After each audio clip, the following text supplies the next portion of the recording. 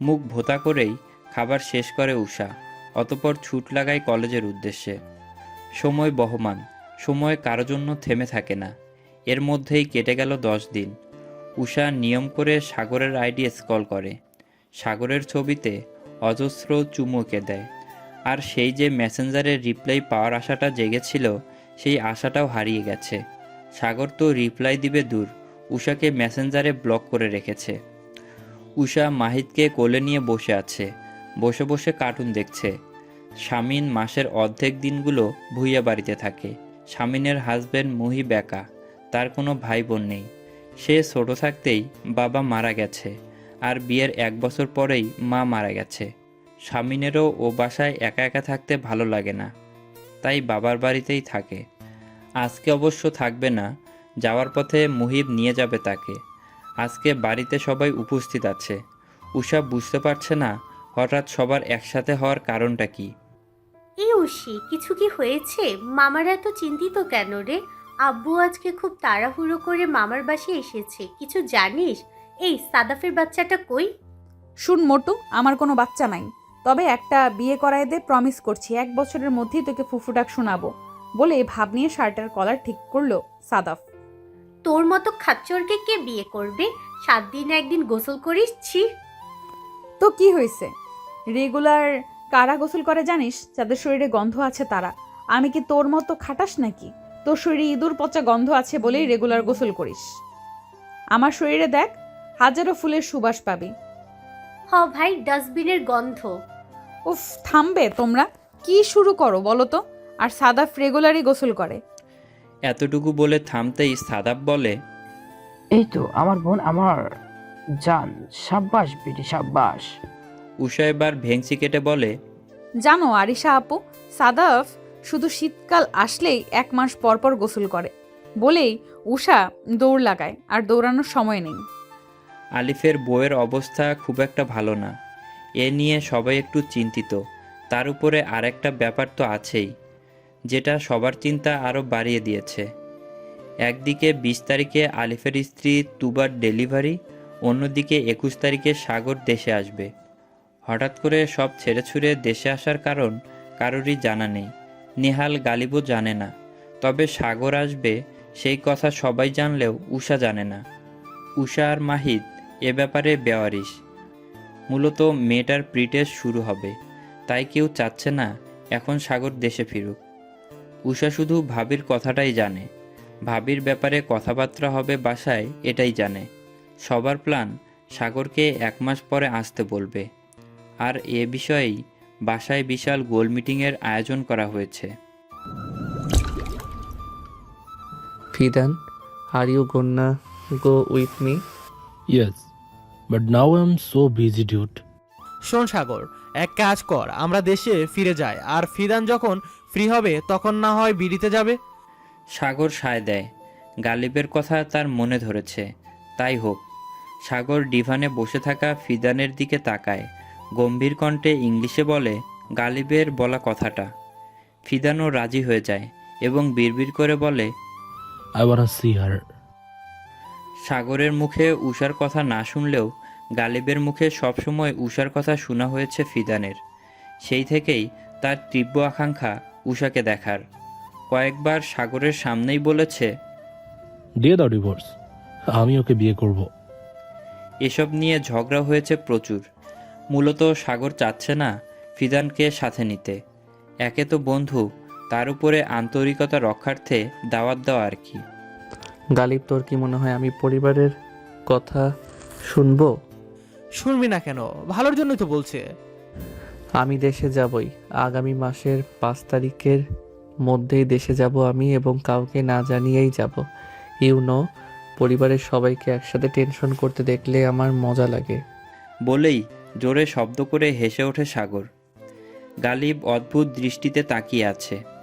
এ কেমন কথা? সবাই চিন্তা করে কিভাবে পরিবারকে টেনশন ফ্রি রাখা যায়, আর এই ছাগলের বাচ্চা কিনা পরিবারকে টেনশনে দেখতে আনন্দ পায়। আশ্চর্য। সাগর, এভাবে হাসছিস কেন? আমার হাসি পাচ্ছে তাই তুইও হাস, না করেছে কেউ তোকে? মাহির যখন তোকে ছাগল মামা বা ছাগল মামা ডাকে, আমারও এভাবে হাসতে ইচ্ছে করে। এবার সাগরের হাসিটা থেমে যায়। রাগী দৃষ্টিতে তাকায় গালিবের দিকে। মনে মনে চিন্তা করে, বাবা মা কি আর নাম পাইনি? এই সাগর নামটাই কেন রাখতে হলো? না না, বাবা মা তো আরও একটা নাম রেখেছে, রিফতিহাত। হ্যাঁ, আজকে থেকে মাহিতকে শেখাতে হবে আমাকে রিফতি মামা বা রিফু মামা বলে ডাকতে। তাও সাগর যেন না ডাকে, মা ইজ্জতের ফালুদা বানিয়ে দেয়। দেখতে দেখতে তুবার ডেলিভারির দিন চলে এসেছে। আপাতত ভুইয়া বাড়ি আর খানবাড়ির সকলেই হসপিটালে উপস্থিত আছে। চিন্তায় এক একজনের মাথা ফেটে যাওয়ার অবস্থা। তুবার জন্য বেবি ক্যারি করাটা অনেক বেশি টাফ ছিল। এর আগে সে 2বার কনসিভ করেছে, বাট 2বারই মিসক্যারেজ হয়ে যায়। এবার সম্পূর্ণ বেড রেস্টে ছিল তুবা। একটু ভুল হলেই বাচ্চাসহ তুবার নিজেরও এই দুনিয়া ত্যাগ করতে হতো। আলিফ এবং নাবিল ভুইয়া বলেছিল একটা বাচ্চা দত্তক নেওয়ার জন্য, কিন্তু তুবা সেটা মানেনি। পরের রক্তকে কখনো নিজের রক্তের মতো আপন করে নেওয়া যায় না, আর সম্ভবও হয় না। দিন শেষে জানতে পারলে নিজের আসল বাবা মায়ের জন্যই মন কাঁদে। তাই তো নিজের জীবন বাজি রেখে এবার কনসিভ করেছে তুবা। আলহামদুলিল্লাহ, এতগুলো মাস কোনো সমস্যা হয়নি। কিন্তু এখন সিজারের সময় যত চিন্তা। ঘণ্টাখানেক ধরে অপারেশন থিয়েটারের সামনে অপেক্ষা করছে সকলে। সবার মধ্যেই চিন্তার ছাপ। উষা এক কোণে চাচি আম্মার কাঁধে মাথা হেলিয়ে বসে আছে। চাচি আম্মাও পরম আদুরে মেয়েটার মাথায় হাত বুলিয়ে দিচ্ছে। নাবিল ভুইয়া এসে বসলেন ভাতিজির পাশে। আম্মা, তুমি বরং এখন বাসায় চলে যাও। কাল থেকে তো তোমার প্রি টেস্ট। এমনিতেই পরীক্ষার সময় পরিবর্তন করে আগানো হয়েছে, পড়া বাকি অনেক। একটু বিশ্রাম নিয়ে নাও, না হয় বাবু হলে তোমাকে নিয়ে আসবো। না চাচ্চু, আমি প্রিন্সেসকে দেখেই যাব। ভাবির চিন্তায় খুশিও হতে পারছি না। আল্লাহ আল্লাহ করে মা মেয়ে দুজনেই সহি সালামতে আমাদের কাছে ফিরে আসুক। বাবুকে কোলে নিয়ে আগে আদর করব, তবেই আমার মন শান্ত হবে। বাসায় গিয়েও পড়ায় মন বসবে না। নাবিল ভুইয়া আর কিছু বললেন না। একবার স্ত্রী আর মেয়ের মুখ দেখে চলে গেলেন ভাগিনা আর ভাইদের কাছে। আলিফ, নেহাল, রাফিদ, আরাফ, সাদাফ সকলেই মসজিদে আছে। এই পর্যন্ত কত রাকাত নফল নামাজ পড়েছে হিসেব নেই তাদের কাছে। তুবা কনসিভ করেছে জানার পর থেকেই প্রতি রাতে তাহাজ্জুদের নামাজ পড়া শুরু করে আলিফ। সজ্ঞানে তাহাজ্জুদ নামাজ সে মিস দেয়নি। এখন শুধু রাফিদ আছে আলিফের সাথে, বাকিরা হাসপাতালে চলে গিয়েছে। আলিফ সেই যে সিজদায় মাথা নত করেছে, তুলার নামই নেই তার। বারবার আল্লাহর কাছে একই আর্জি করে যাচ্ছে, ইয়া আল্লাহ, তুমি রহিম, তুমি রহমান, তুমি তোমার বান্দাকে কখনো খালি হাতে ফিরিয়ে দাও না। আল্লাহ, আমি ছাড়া তোমার অনেক বান্দা আছে, তুমি ছাড়া তো আমার কেউ নেই। তুমি ছাড়া আমি কার কাছে চাইবো? রব্বুল আলামিন, আমার স্ত্রী সন্তানকে সুস্থভাবে আমার কাছে ফিরিয়ে দাও। কিছু চাই না আমি, তোমার অসহায় বান্দাকে তুমি খালি হাতে ফিরিয়ে দিও না। রাফিদের নিজের চোখেও পানি। সে জানে তার ভাইটা নিজের স্ত্রীকে কতটা ভালোবাসে। সবার বড় ভাই সবসময় সবার বিপদে অঢেল ঢাল হয়েছিল। আজকে সেই ভাইয়ের এই অবস্থা দেখে আর মেনে নিতে পারছে না। ফোনের শব্দে ঘোর কাটে রাফিদের। আলিফ ভাইয়ার ফোন বাজছে। ফুফা কল করেছে। রাফিদ এক মুহূর্তও দেরি না করে কল রিসিভ করে। হ্যালো রাফিদ, কোথায় আছো বাবা? আমার ছেলেটাকে নিয়ে দ্রুত হসপিটালে আসো। আলহামদুলিল্লাহ, আমার ছেলের মেয়ে হয়েছে। আলহামদুলিল্লাহ, মা মেয়ে দুইজনে সুস্থ আছে। শোয়েব খান নিজেও ঠিকমতো কথা বলতে পারছে না। কান্না আর খুশি দুই মিলিয়েই তার এই অনুভূতি। রাফিদ নিজেও এখন কথা হারিয়ে ফেলেছে। কি বলবে সে? খুশিতে পাগল হয়ে যেতে ইচ্ছা করছে তার। তুবা ভাবি সকলের কাছেই ভীষণ প্রিয়। এই যুগে তুবা ভাবির মতো মেয়ে পাওয়া অনেক সৌভাগ্যের ব্যাপার। এতিম মেয়েটা সকলের চোখের মণি। আলিফ দ্রুত মোনাজাত শেষ করে এক প্রকার রাফিদের হাত থেকে ছিনিয়ে নেয় ফোনটা। শুনতে পায় বাবার কান্না মিশ্রিত শব্দ। বাবা, কি হয়েছে? তুবা ঠিক আছে? আমার মেয়ে ঠিক আছে? চোখের পানি নিয়েই আলিফ কোনো মতে বাবাকে বলে কথাটা। আলহামদুলিল্লাহ বাবা, তোমার স্ত্রী মেয়ে দুইজনেই আল্লাহর রহমতে সুস্থ আছে। দ্রুত আসো, আজান দিতে হবে। মেয়েকে কোলে নিবা না? উষা পাগল হয়ে গেছে কোলে নেওয়ার জন্য। আসছি বাবা। কথাটা কোনো মতে বলেই আবারও সিজদায় লুটিয়ে পড়ে আলিফ। আল্লাহর শুকরিয়া আদায় করতে হবে। বড় ভাইয়ের দেখা দেখি রাফিদও নিজেও সিজদা দেয়। আল্লাহর শুকরিয়া আদায় করতে থাকে হাজারবার, লক্ষ কোটিবার। দ্রুত 2 রাকাত নফল নামাজ শেষ করে হাঁটে হসপিটালের উদ্দেশ্যে। বেডে শুয়ে আছে তুবা, পাশেই দোলনাতে মেয়েটাকে শুইয়ে রেখেছে। আলিফ কেবিনে ঢুকে নিজের স্ত্রীর মায়াভরা মুখটা একবার দেখে। মা, মামি, বোন সকলের সামনে কপালে গালে ভালোবাসার পরশ দিয়ে ভরিয়ে দেয়। হাতটা শক্ত করে চেপে ধরে বলে, আবার সাহসী নারী তুমি। আমার জীবনের সবচেয়ে মূল্যবান জিনিস আল্লাহ আমাকে অনেক আগেই দান করেছেন। আজকে তার মাধ্যমে আরও একটা জিনিস আমি পেয়ে গেলাম। নিজের জীবন বাজি রেখে আবার জীবন সুখের করেছো তুমি। আবারও কপালে একটা দীর্ঘ চুমু এঁকে দেয় আলিফ। হয়েছে তো এবার, আগে মেয়েকে কোলে নাও তো, আজান দাও, তারপরে উষার কোলে দাও। মেয়েটা পাগল হয়ে যাচ্ছে কোলে নিবে বলে। জানোই তো মেয়ে বাবু কতটা পছন্দ ওর, মনে নেই? শামিনকে শুধু বলতো, শামিন আপু ছেলেবাবু হলে কিন্তু আদর করব না, আমার মেয়ে বাবু চাই। তো দিলে না কেন ওর কোলে? ও তো আমার আরও একটা জান, আমার বাচ্চা। বলেই উষার দিকে তাকালো। উষা ভেংচি কেটে বলে, হয়েছে 2 দিন আগেও বড় বউ ছিলাম, এখন বাচ্চা হয়ে গেছি। দেখো তো ভাবি, তোমার জামাইয়ের কাণ্ড দেখেছো? কাছে আয়। উষা কাছে গেল। আলিফ বসা থেকে উঠে গেল নিজের মেয়ের কাছে। চোখ দুটো ঝাপসা হয়ে আছে তার। এই ফুটফুটে পরীটা আলিফের প্রিন্সেস। মুখ ঘুরিয়ে তাকালো তুবার পানে। ঠোঁটে কৃতজ্ঞতার হাসি ঝুলিয়ে দেখে একবার তার প্রিয়তমাকে। তুবা চোখ দিয়ে ইশারা করে কোলে নিতে বলে। আলিফ বাবুকে কোলে নিয়ে বলে, বাবার প্রিন্সেস তুমি, বাবার সাম্রাজ্যে তোমাকে স্বাগতম মা। বলেই মেয়ের কপালে গালে সারা শরীরে একের পর এক আদর দিয়ে ভরিয়ে দেয়। এসে দাঁড়ায় উষার কাছে। উষাকে হাত পাততে বলে মেয়েটাকে দিয়ে দেয় উষার কোলে। তারপর আজান দেয় মেয়ের কানে। সেদিনের পরে কেটে গেছে আরও 25 দিন। উষার পরীক্ষা বাকি আছে আর 2টা। সময় করে গিয়ে বাবুকে দেখে আসে। বাবুর নাম রেখেছে নাইলা আমাতুল্লাহ খান। বাবুকে নিয়ে খুব সুখে শান্তিতে দিন কাটছে সকলের। আলিফের বৈবাহিক জীবনের পূর্ণতা পেল তার প্রিন্সেসের আগমনে। তার নিজেকে এখন দুনিয়ার সব থেকে সুখী মানুষ মনে হয়।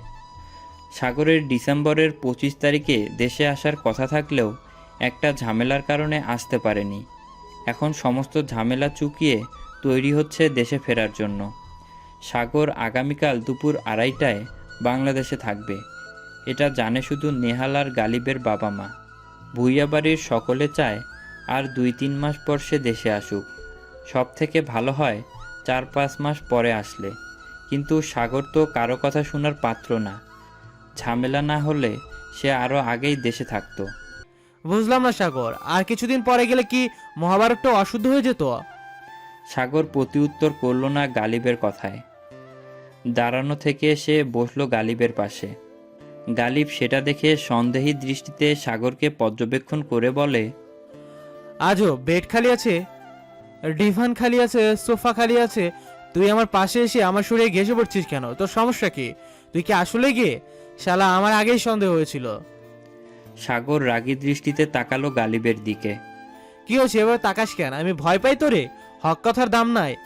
গালিবার কিছুদিন পরে বাংলাদেশে গেলে মহাভারত অশুদ্ধ হতো কি না আমি জানি না, কিন্তু আর কিছুদিন এখানে থাকলে তোকে আর বাঁচানো সম্ভব হবে না।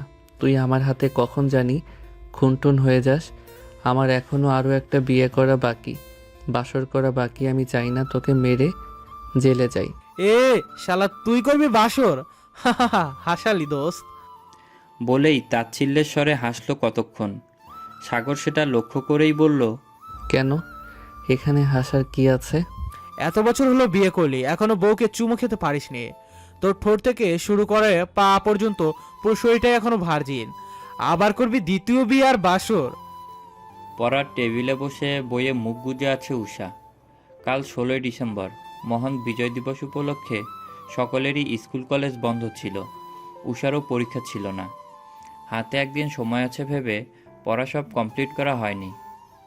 এদিকে রাহাত ভাইয়াও অসুস্থতার জন্য কাল আসতে পারেনি। খাতায় কি লিখবে এই ভেবেই মাথা ফেটে যাচ্ছে। জলদি ফোনটা হাতে নিয়ে কল লাগায় প্রিয়তাকে। দোস্ত, মাথায় তো কিছুই ঢুকছে না, কি দিব এক্সামে? ধুরবাল, তুই এর জন্য এই সকাল থেকে কল দিছস? এই, তোরে না বলছি পড়ালেখা বিষয় নিয়ে আমার কিছু বলবি না। জামাই খুঁজে দে, আমি বিয়া করবো। বাল বাপ মা বোঝে না কেন যে তার মেয়ে পড়ালেখা না করে সংসার করতে চায়? ভাই আমার ভুল হয়েছে তোরে কল দিয়া, মাফ কর মা। যেহেতু গ্রুপ কল চলছিল তাই তানহাও তা দেখে কলে জয়েন করে। তোরা দুজন কি সব পড়ে বলছস? আয় হায়, কেমনে কি ভাই? আমারে দেখাইস তাহলে হবে। তুই এতক্ষণ কই ছিলি তানু? এটা কেমন কথা পিউ? কই থাকবো আবার?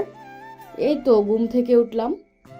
দেখ উশি, শালি মাত্র ঘুম থেকে উঠছে। কেন সারা রাত কি করছিস? তোর তো আর জামাই নাই যে জামাইয়ের সাথে সময় কাটিয়ে রাতে আর ঘুমাতে পারিস নাই। ভাই আমার দুই গালে দুইটা কইরা থাপ্পড় দিয়া যা তোরা। কোন পাপে যে আমি তোদেরকে কল দিতে গেছিলাম, মর তোরা। তুই চাতসকে, তরে কিছু কইছি? তোর জামাই তো আর দেশে নাই।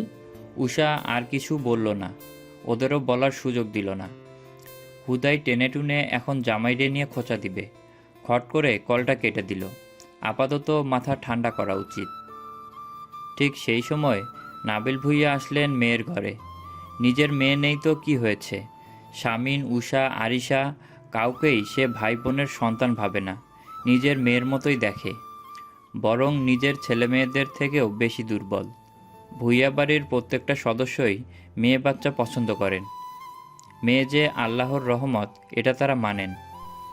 আম্মা, তোমার কিছু লাগবে? না চাচ্চু, লাগবে না কিছু, সবই আছে। তোমরা আজকে এখনো বের হওনি? হ্যাঁ, বের হবো এখনই। আচ্ছা, আজকে তোমার পরীক্ষা শেষ হবে কয়টায়? আর আজকে কোচিং আছে? হ্যাঁ চাচ্চু, কোচিং আছে, 3:30টায় যাব, আর পরীক্ষা 1টায় শেষ হবে। নাবিল ভুঁইয়া মেয়ের মাথায় একটা চুমু দিয়ে বেরিয়ে আসলেন। চলে গেলেন একতলায় মিটিং রুমে। কি বলো উষা? অনেকটা উদ্গ্রীব হয়েই ছোট ভাইয়ের উদ্দেশ্যে প্রশ্নটা করল সিজান ভুঁইয়া। নাহিদ ভুঁইয়া তাকিয়ে আছে ভাইয়ের পানে। ভিতরে চিন্তায় মারা যাচ্ছেন তিনি, কিন্তু বাহিরটা খুবই শান্ত। মেয়ে সামনে এইচএসসি দিবে, এখন যদি আবার সাগর এমন চিন্তায় রাখে, মেয়েটা কিভাবে কি করবে? সাগরের লন্ডন যাওয়া নিয়ে বাড়ির সকলেই নারাজ ছিলেন, কিন্তু নাহিদ ভুঁইয়া সবাইকে জোর গলায় বুঝিয়েছেন, দূরে যাক, থাকুক, বড় হোক, ম্যাচিউর হোক, ঠিকই বুঝবে। বড় ভাইকে রিকোয়েস্ট করেই ছেলেকে দেশের বাহিরে পাঠিয়েছিলেন। এখন যদি দেশে এসে সম্পর্কটা ভেঙে দেয়, কি হবে মেয়েটার? নিজেকেও তো লজ্জায় পড়তে হবে। বলেছে 1টায় পরীক্ষা শেষ আর 3:30টায় কোচিং। পাশ থেকে নাহিদ ভুঁইয়া তড়িৎ বেগে বলল, না ভাইজান, ওর তো কোচিং 4টা থেকে শুরু হয়। এবার সিজান ভুঁইয়া আর নাবিল ভুঁইয়া দুজনেই বিরক্তিমাখা চাহনি দিলেন ভাইয়ের দিকে। হ্যাঁ, আমরা তো জানি ব্যাকলরে 4টা থেকে কোচিং, 3:30টায় তো বের হতেই হবে নাকি? এটাই তো বললো উষা। নাহিদ ভুঁইয়া হাসলেন। মেজ ভাইয়ের উদ্দেশ্যে বলল, বুঝতে পেরেছি। এখন নেহাল যে বলল সাগর 2:30টায় এয়ারপোর্টে থাকবে, এখন কি করবে? সিজান ভুঁইয়া গম্ভীর কণ্ঠে বললেন, থাকলেই কি, টাইম অনেক সময় এদিক সেদিক হয়, আর এয়ারপোর্টে ইমিগ্রেশন সহ সব কিছু শেষ করতেও তো একটু সময় লাগবে। আর আমি নেহালকে বলে দিয়েছি, আমরা এয়ারপোর্টে না যাওয়া অবধি সাগর যেন একা না আসে, আমরাই গিয়ে ওকে নিয়ে আসবো। তো আমরা এয়ারপোর্টে পৌঁছাবো 2:30টার আগে, কিন্তু ভেতরে ঢুকবো 3টায়। আসার সময় রাস্তাতে একটু দেরি করব। এসব কিছুর মধ্যে উষাও কোচিংয়ে চলে যাবে। আর যাই হোক, ওকে যেন কেউ এই খবরটা না দেয়, এটা সবাইকে জানানো হয়ে গেছে। বাহ ভাইজান, চমৎকার। ছেলে মেয়ের উপরে তোমার চিকন বুদ্ধি খাটাতে হয়।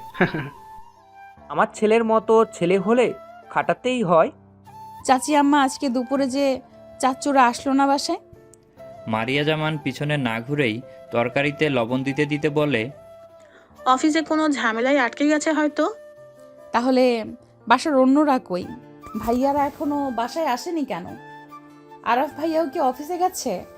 আচ্ছা বড় আম্মু, আমি সন্ধ্যায় আজকে আলিফ ভাইয়াদের এখানে চলে যাই, বাবুর সাথে থাকবো। কিছুক্ষণ চুপ থেকে উষা তার চাচি আম্মা আর বড় আম্মার হাবভাব বোঝার চেষ্টা করলো। তাদের উত্তর না পেয়ে এবার রান্নাঘরের আয়োজন দেখে বলল, সে কি, তোমরা আজকে এত আয়োজন করছো কেন? এত ভালো ভালো রান্না হচ্ছে, মেহমান আসবে আমাদের বাসায়। লিপি বেগম পেছনে ফিরলেন। এবার মেয়ের গালে হাত দিয়ে বললেন, এমন কথা বলছিস কেন? আমাদের বাসায় কবে খারাপ কিছু রান্না করা হয়? তোর ভাই আর তোরা ডিম মাছ মাংস ছাড়া খাস কিছু? তোরা বলতে পারবি ভালোভাবে কোনোদিনও একটু সবজি বা ভাজি ভুজি খেয়েছিস?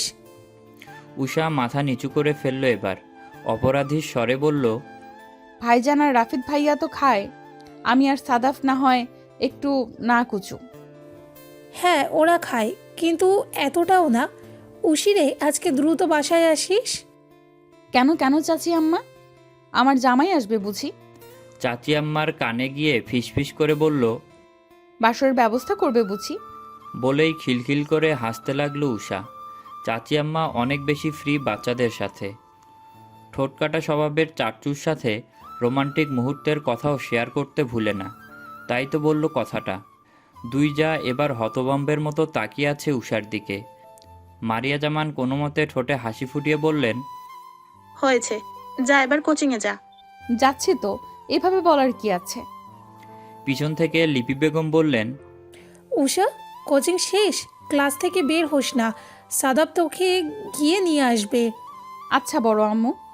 এয়ারপোর্টে সাগর আর গালিব দাঁড়িয়ে আছে প্রায় 30 মিনিট হতে চলল, অথচ তাদের রিসিভ করতে কেউ এখনো আসলো না। সাগর ভেবেই পাচ্ছে না, তার বাবা তো এমন ধরনের মানুষ না, নিশ্চয়ই কোনো মতলব এটেছে। দেখেছিস এখনো কেউ এলো না, মেজাজটাই খারাপ হচ্ছে। গালিব ভ্রুকুচকে তাকালো সাগরের দিকে। কি হয়েছে এভাবে দেখছিস কেন? দেখছি প্লেনে বসে যেভাবে মোস্তামুষ্টি করেছিস আর ছটফট করেছিস, তোর হাব ভাব দেখে মনে হচ্ছে নতুন জামাই বাসর করতে যাবি। বউ তোর জন্য অপেক্ষায় আছে।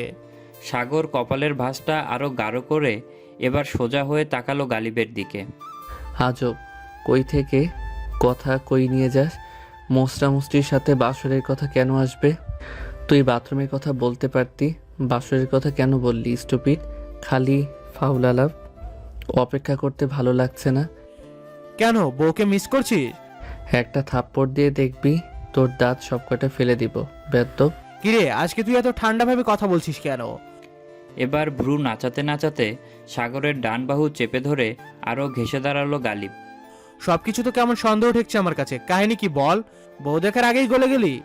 তুই না সারাক্ষণ কি বলিস আমাকে? কি বলি? এই যে আমি তোর সাথে চিপকে থাকি, ঘেঁষাঘেঁষি করি, আমি কে? আমার সমস্যা আছে? হ্যাঁ বলি তো, কি হয়েছে? ঠিকই তো বলি। তো এখন তুই আমার সাথে এভাবে ঘেঁষে দাঁড়িয়ে আছিস কেন? আমি কখনোই তোকে এভাবে ধরিনি। ছি গালিব, ছি। নিজের পাপ ঢাকতে আমার উপরে দোষ চাপিয়ে দিস। গালিব সিটকে দূরে সরে সাগরের থেকে। হোয়াট দ্য ফাক ব্রো, আজও মাথা খারাইয়া। আইয়ু ভাই ডেকে সাদাব এক প্রকার ঝাঁপিয়ে পড়ে সাগরের উপরে। আচমকা এমনটা হওয়ায় কয়েক কদম পিছিয়ে যায় সাগর। গালিবের বাবা ও ভাই এগিয়ে আসে, গালিবকেও বুকে টেনে নেয়। সিজন ভুইয়া, নাবিল ভুইয়া, নাহিদ ভুইয়া এবং আরাফ একসাথে দাঁড়ানো। রাফিদ দৌড়ে এসে ভাইকে জড়িয়ে ধরল। এবার দুজনকে দুহাতে জড়িয়ে ধরে চোখ বন্ধ করে নেয় সাগর। কতদিন পরে নিজেদের ভাইদেরকে কাছে পেল, দিন না কয়েক বছর পরে। আরাফও এলো এবার। সাগর সাদাফ রাফিদকে ছাড়িয়ে আরাফের সাথে বুক মিলালো। তারপর একে একে বাবা চাচা সবার সাথে ভালো মন্দ জিজ্ঞাসা করে দাঁড়ালো স্থির হয়ে। বাবা, আলিফ ভাইয়া আর নেহাল কোথায়? বলতে বলতেই হাতে দুটো ব্যাগ ভর্তি ক্যান নিয়ে এগিয়ে আসে আলিফ আর নেহাল। কোনো মতে নেহাল সেগুলো গালিবের হাতে দিয়ে গালিবকে জড়িয়ে ধরে পেটে হালকা একটা গুঁতা দেয়। আহ, গোতাগুতি করছিস কেন নিহাল? আলিফ জড়িয়ে ধরে আছে সাগরকে। এবার নিহালও গেল ভাইদের কাছে। তাদেরকে এক বন্ধনে আবদ্ধ দেখে আরাফ, রাফিদ আর সাদাফও ঝাঁপিয়ে পড়ল। সিজান ভুইয়ার চোখ চিকচিক করছে। ভাইয়ে ভাইয়ে এত মিল দেখে বুকটা ভরে যাচ্ছে তার। এয়ারপোর্ট থেকে বেরিয়ে এসে দাঁড়ালো গাড়ির সামনে। ব্যাগপত্র তোলা হচ্ছে গাড়িতে। ফাইয়া, কি বডি বানিয়েছো! উফ, আমি নিজেই পাগল হয়ে যাচ্ছি। বাসায় গিয়ে আমাকে তোমার বডিটা দেখাবে কিন্তু। সাগর মুচকি হাসি দিয়ে বলল, সে না হয় দেখাবো, কিন্তু তুই এমন গুলুমুলু হচ্ছিস কেন? জিম টিম কি করা হয় না সাদাফ? ও করবে জিম? সারাদিন খালি খাবার ধান্দায় থাকে। ওর খাবার মুখ বন্ধ থাকলে গেলবে কি করে? পাশ থেকে গালিব সাদাফের পেটে হাত দিয়ে বলল, কি ভাই, পেটে কি? বাপের সম্পত্তি ভাই, আর বাপের টাকা পয়সা আপাতত এখানেই জমা করেছি। উপস্থিত সকলে একসাথে উচ্চস্বরে হেসে ওঠে। গালিব আবারও পেটে হালকা করে একটা ঘুষি দিয়ে বলল, বাপের সম্পত্তি সেভ করছো দেখা যায়, পেটটা বেশি বড় হয়ে গেল না? পাশ থেকে রাফিদ ও সাদাফের পেটে হাত রেখে বলে, কি ভাই, কয় মাস? সাদাফ উত্তর করে, 6 মাস ভাই, 6 মাস।